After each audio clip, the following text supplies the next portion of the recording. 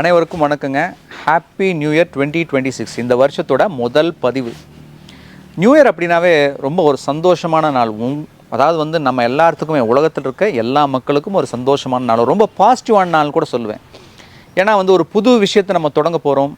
இனி நம்ம வாழ்க்கை எப்படி இருக்கணும், இப்படி பல கோணங்களில் நம்ம என்ன ஓட்டங்கள் போகும். இப்போ தான் நிறையா நான் ஜிம்முக்கு ஜாயின் பண்ணணும், நான் ஸ்மோக்கிங்கை விட்டுறணும், நான் இனிமேல் டயட்டை ஃபாலோ பண்ணணும், இப்படிங்கிற மாதிரி சில விஷயங்கள்லாம் நம்ம மைண்டில் ஃபிக்ஸ் பண்ணுறோம். ஸோ இந்த மாதிரி பாசிட்டிவான விஷயங்கள் எடுத்து உள்ளே போட்டு இன்றைக்கி ஸ்டார்ட் பண்ண போகிறோம்.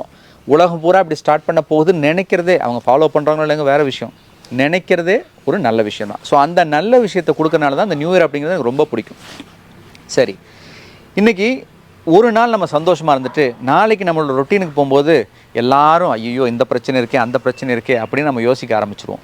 ஆனால் அந்த பிரச்சனைலாம் எதனால் வருது அப்படிங்கிறத கொஞ்சம் உட்காந்து ஒரு 2 நிமிஷம் சிந்திச்சு பார்ப்போமா. இன்றைக்கி மனுஷனுக்கு பிரச்சனை வர்றதுக்கு 3 முக்கியமான காரணங்கள்.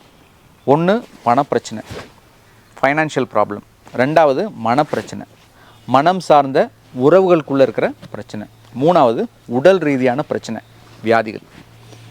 ஸோ இந்த 3ஐயும் ரொம்ப சிம்பிளாக எப்படி ஹேண்டில் பண்ணலாம், இல்லை எப்படி புரிஞ்சுக்கலாம் அப்படிங்கிறத ஒரு 2-3 நிமிஷம் இன்றைக்கி சிந்திச்சு பாருங்கள். அது பயனுள்ளதாக இருக்கும். முதல்ல பணப்பிரச்சனை. இன்றைக்கி 90% பேர்த்துக்கு பணப்பிரச்சனை வர்றதுக்கு காரணம் என்னென்னா, அவங்க ஏதோ பெருசாக பண்ணி லாஸ் ஆகி அப்படியெல்லாம் கிடையாதுங்க. சரியான பிளானிங் இல்லாதனால வர பணப்பிரச்சனை தான். ஏன்னா இன்றைக்கி நம்ம எல்லாருமே இன்றைக்கி ஒரு பணம் வந்துச்சுன்னா செலவு பண்ணுறோம். ஒரு லோன் வாங்கினா இஎம்ஐ கட்டிக்கலான்னு ஒரு பிளான் பண்ணி நம்மளால் கட்ட முடியாத அளவுக்கு இஎம்ஐயில் கூட லோனை வாங்குகிறோம். ஸோ சிம்பிளான ஒரு விஷயம் என்னென்னா, ஒவ்வொரு செலவு பண்ணுறதுக்கு முன்னாடியும் அதுக்கு முன்னாடி இன்றைக்கி உட்காந்து உங்களோட வரவு எவ்வளோ, உங்களோட கமிட்மெண்ட்ஸ் எவ்வளோ, இதில் எவ்வளோ மிச்சமாகுது, இதில் எவ்வளோ செலவு பண்ணலாம், இல்லை உங்கள் வரவை எப்படி அதிகப்படுத்துறது, இல்லை உங்கள் செலவை எப்படி குறைக்கிறது, நம்ம மிச்சப்படுத்துறத எப்படி அதிகமாக்குறது, இப்படிங்கிற ஒரு சிம்பிளான பிளான். இதுதோ நான் ஒரு பெரிய ஃபைனான்ஷியல் கன்சல்டன்ட்லாம் கிடையாதுங்க. ஆனால் நிறைய பெரிய பெரிய கம்பெனிஸ் எல்லாம் அவங்களோட ப்ராஃபிட் லாஸை ஃபைனான்ஷியல் கன்சல்டண்ட்டை வச்சு இதெல்லாம் ஒர்க் அவுட் பண்ணுறாங்க. ஆனால் ஒரு காமன் பர்சன் நம்ம இதை உட்காந்து பார்க்குறதே கிடையாது. ஏதோ வருது, டேக்ஸ் கட்டுறோம், போகிறோம் அப்படின்னு இருக்கோம். ஆனால் தயவு செஞ்சு ஒரு சின்னதாக ஒரு சிந்தனை பண்ணி பாருங்கள். ஒரு கணக்கு புத்தகத்தை எடுத்து உங்களோட வரவு செலவு கணக்கை எழுத ஆரம்பிங்க. இன்னையிலேருந்து இது வரைக்கும் நடந்ததை ப்ளஸ் இன்னையிலேருந்து தொடங்குனீங்க அப்படின்னா உங்களோட செலவுகளை குறைக்க முடியும், வரவை அதிகப்படுத்த முடியும், சேமிப்பை அதிகப்படுத்த முடியும். இது மூலமாக என்னது, நம்மளோட ஃபைனான்ஷியல் ஃப்ரீடம். இன்றைக்கி எவ்வளோ பெரிய வியாதியே இல்லாமல் இருந்தால் கூட, இல்லை மற்ற உறவுகளில் பிரச்சனை இல்லாமல் இருந்தால் கூட, ஃபைனான்ஷியல் ஃப்ரீடம் இல்லை அப்படின்னா அவங்களால நிம்மதியாக வாழ முடியாது, சிந்திக்க முடியாது. இன்றைக்கி தேதிக்கு அது ரொம்ப தேவை. அடுத்து 2வது விஷயம் பணப்பிரச்சனை சொல்லிட்டேன். அடுத்து மனப்பிரச்சனை. இந்த மனப்பிரச்சனைக்கு பெரும்பாலானவருக்கு இருக்கிற மிக முக்கியமான காரணம் என்னென்னா, ஒரே ஒரு விஷயத்தை மட்டும் விட்டுட்டோன்னு வச்சுக்கோங்க, இந்த பிரச்சனை சால்வ் ஆகிடும். என்னன்னு கேட்குறீங்களா? எதிர்பார்ப்பு, எக்ஸ்பெக்டேஷன்ஸ். ஸோ இன்றைக்கி நம்ம ஒவ்வொருத்தருக்கிட்டையும் ஒவ்வொரு விஷயத்தை எதிர்பார்க்குறோம். அம்மானா இப்படி பண்ணணும், அப்பானா இப்படி பண்ணணும், ஒய்ஃபுனா இப்படி பண்ணணும், குழந்தைனா இப்படி இருக்கணும், நம்ம பசங்க இப்படி பண்ணணும், ஆஃபீஸில் வேலை செய்கிறவங்க இப்படி பண்ணணும் அப்படின்னு சொல்லி எக்ஸ்பெக்டேஷன்ஸ் நிறையா வைக்கிறதுனால தான் இன்றைக்கி நம்மளுக்கு நிறையான ஏமாற்றங்கள் வருது. ஆமாங்க, எதிர்பார்ப்புகள் ஏமாற்றத்தின் முகவரி. ஸோ அதனால் இந்த மனதளவில் இருக்கிற பிரச்சனைகளை நம்ம சரி செய்யணும்னா முதல்ல ஒரே ஒரு விஷயம் இன்றைக்கி பண்ணணும்னு நான் உங்களுக்கு என்ன சொல்ல வரேன்னா, எதிர்பார்ப்புகளை விட்டுருங்க. Don't expect anything from any one. உங்களோட வாழ்க்கை உங்கள் கையில் மட்டும்தான் இருக்குது.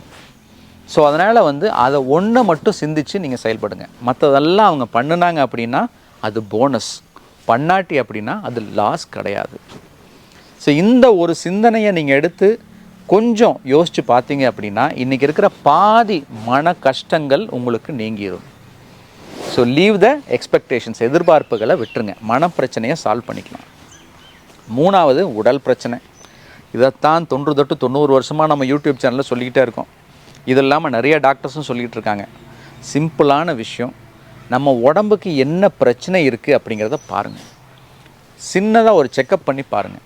இல்லை சுகரு, ப்ரெஷர் இதெல்லாம் இருக்குது அப்படின்னா இதில் இருக்கிற பாதிப்புகள் எந்த அளவுக்கு இருக்குது, தீவிரம் அடைஞ்சிருக்கா அப்படிங்கிறத ஒரு டெஸ்ட் பண்ணி பாருங்கள். இதில் உங்கள் டாக்டர்கிட்ட உட்காந்து டிஸ்கஸ் பண்ணுங்கள். டாக்டர் இதெல்லாம் பிரச்சனை இருக்குது, இதெல்லாம் எது தீர்க்க முடியும், எதெல்லாம் தீர்க்க முடியாது, எதெல்லாம் கட்டுப்பாட்டில் வச்சுக்கணும் அப்படின்னு அந்த விஷயத்தை மட்டும் ஃபாலோ பண்ணுங்கள். ஏன்னா நிறைய பேர் என்னென்னா தீர்க்க முடியாத பிரச்சனையை கூட எப்படியாவது தீர்ந்துருமா, இப்படியா நமக்கு வந்து போயிடுமா. ஒருத்தருக்கு சர்க்கரையில் ப்ராப்ளம் காலில் எடுத்துட்டோம், விரல் எடுத்துட்டோம், ஐயோ டாக்டர் விரல் போச்சே, கால் போச்சே அப்படின்னு உட்காந்து ஃபீல் பண்ண போனதுக்கப்புறம் ஃபீல் பண்ணி என்னங்க பண்ண போகிறோம். ஸோ அதனால் எதெல்லாம் இழந்துட்டோம், இல்லை எதெல்லாம் திருப்பி கொண்டு வர முடியாது, எந்தெந்த பாதிப்புகள் அப்படியே தான் இருக்கும், இல்லை எந்தெந்த பாதிப்புகள் தீவிரமடையும் அப்படிங்கிற விஷயத்தை தெரிஞ்சுக்கணும். அந்த விஷயத்தை நீங்கள் தெரிஞ்சுக்கிட்டீங்க அப்படின்னாவே உங்களால் என்ன பண்ண முடியும், இந்த மாதிரி உடல் பிரச்சனைகள்லேருந்து ஏற்படுற பாதிப்புகளை தவிர்க்க முடியும். ரீசெண்டாக நான் ஒரு வீடியோ பார்த்தேன். ஒரு டாக்டர் படிச்சுட்டு ஆஸ்திரேலியாவில் ப்ராக்டிஸ் பண்ணிட்டு இருந்தவர். ஒரு வருஷத்துக்கு முன்னாடி அந்த வீடியோ நான் அப்போ தான் சமீபத்தில் பார்த்தேன். அவர் திருமணமாகி அவருக்கு ஆஸ்திரேலியா ஃபஸ்ட்டு போயிட்டார். அதுக்கப்புறம் பார்த்தீங்க அப்படின்னா அவருக்கு ஒரு நுரையீரலில் கேன்சர் இருக்கிறது தெரிஞ்சிருக்கு. அவர் ஒய்ஃப் அப்போ அங்கே வர முடியல, அதை அப்படியே ஸ்டாப் பண்ணிட்டார். அவர் என்ன பண்ணார், கொஞ்சம் கொஞ்சமாக பிளான் பண்ணி அவர் ட்ரீட்மெண்ட்டுக்காக அங்கேயே இருக்க ஆரம்பித்தார். அவர் ஒய்ஃபுக்கு தேவையான எல்லா செட்டில்மெண்ட்டையும் பண்ணார். அவர் ஒய்ஃபுக்கு அவர் இறக்குறதுக்கு முன்னாடியே டைவர்ஸை ரெடி பண்ணி அவங்கள லீகலாக ஃப்ரீ பண்ணார். இது எல்லாத்தையும் பண்ணிவிட்டு தன் மரணத்துக்குரிய செலவையும், அதாவது இறந்துட்டால் நம்மளோட பாடியை இந்தியா கொண்டு போகிறதுக்குரிய செலவுக்கான காசையும் எடுத்து வச்சுட்டு அதுக்கு எல்லாத்தையும் தேவையான ரெக்கார்ட்ஸ் எல்லாம் ரெடி பண்ணி வச்சுட்டு இறந்து போயிட்டார். அதுக்கப்புறம் அவர் உடல் இங்கே வந்துச்சு. ஆனால் என்னதுங்க, இழப்பு அப்படிங்கிறத தவிர்க்க முடியாது. அதே போல் ஒரு சில வியாதிகள் தீர்க்க முடியாதுங்கிறத நம்ம ஏற்றுக்கிட்டு தான் ஆகணும். அதை ஏற்றுக்கிட்டு அதை பண்ணதுனால இழப்புகள்னால அவங்க வருத்தப்பட்டால் கூட, ஆனால் பெரும்பாலும் அவங்கள சுற்றி இருக்கவங்களுக்கு எந்த விதமான பாதிப்புகளும் ஏற்படாமல் பார்த்துக்கிட்டாரு. இதிலிருந்து ரொம்ப சிம்பிளாக தெரிஞ்சுக்க வேண்டிய விஷயம் என்னென்னா, நமக்கு ஒன்று ஏற்பட போகுது, இல்லை ஏற்பட்டுருச்சு, இதை மாற்ற முடியாதுன்னு தெரிஞ்சுன்னா அதை பற்றி சிந்தித்து நம்ம சிரமப்பட்டே இருக்கக்கூடாது. ஸோ உடல் சார்ந்த பிரச்சனைகளை நம்ம புரிஞ்சிக்க வேண்டியது, என்னென்ன பாதிப்புகள், அது எதெல்லாம் தீர்க்க முடியும், எதெல்லாம் தீர்க்க முடியாது, இதை தெளிவாக உங்கள் மருத்துவருக்கு பேசுங்க. ஸோ இந்த 3 பிரச்சனைகளும், பணப்பிரச்சனை, மனப்பிரச்சனை, உடல் சம்பந்தமான பிரச்சனை, இது 3 இல்லைனாவே நம்ம நிம்மதியாக இருக்க முடியும். ஏன் அதை நான் சொல்கிறேன் அப்படின்னா, இவ்வளோ கஷ்டம் இருக்குன்னு நம்ம சொல்கிறோம். ஆனால் நம்ம எல்லாருமே ரொம்ப சந்தோஷமாக இருக்கணும். ஏன் தெரியுங்களா, போன வருஷம் இதே 2025 ஜனவரி 1ஆம் தேதி ஹாப்பி நியூ இயர்னு சொல்லிட்டு இருந்தவங்க, நம்மக்கிட்ட சொல்லிட்டு இருந்தவங்களில் 1,30,00,000 பேர்கிட்ட இந்தியாவில் இன்றைக்கி இல்லை, இறந்து போயிட்டாங்க. ஸோ நம்மளாம் மூச்சு விட்டுட்டு உயிரோடு இருக்கோம் அப்படிங்கிற ஒரு நிலையிலேயே நம்ம இது என்னங்க, ஒரு ஆனந்தமாக சந்தோஷமாக எடுத்துக்கணும். லைஃப் அப்படிங்கிறது ரொம்ப ஜாலியாக என்ஜாய் பண்ணி வாழ வேண்டியதுங்க. அதில் பல பிரச்சனைகளை மனசுக்குள்ளே போட்டு, உறவுகளுக்குள்ளே போட்டு, இல்லை மற்ற எல்லா பக்கம் பிரச்சனைகள் எடுத்து நம்ம வச்சு என்ன சாதிக்க போகிறோம். ஒரே ஒரு வாழ்க்கை, திரும்ப மறுஜென்மம், மறுபிறப்பு இதெல்லாம் இருக்கா இல்லையாங்கிறத பற்றி டிஸ்கஷனுக்குள்ளேயே போக வேண்டாம். இந்த பிறவியில் நம்மளால் என்னென்னலாம் நல்ல விஷயங்கள் செய்ய முடியுமோ அதை செய்வோம். நம்ம உடம்பை எந்தளவுக்கு பாதிப்பு இல்லாமல் வச்சுக்க முடியுமோ அதை வச்சுக்குவோம். நம்ம சுற்றி இருக்கவங்கள எவ்வளோ தூரம் சந்தோஷமாக வச்சுக்க முடியுமோ வச்சுக்குவோம். So happy new year.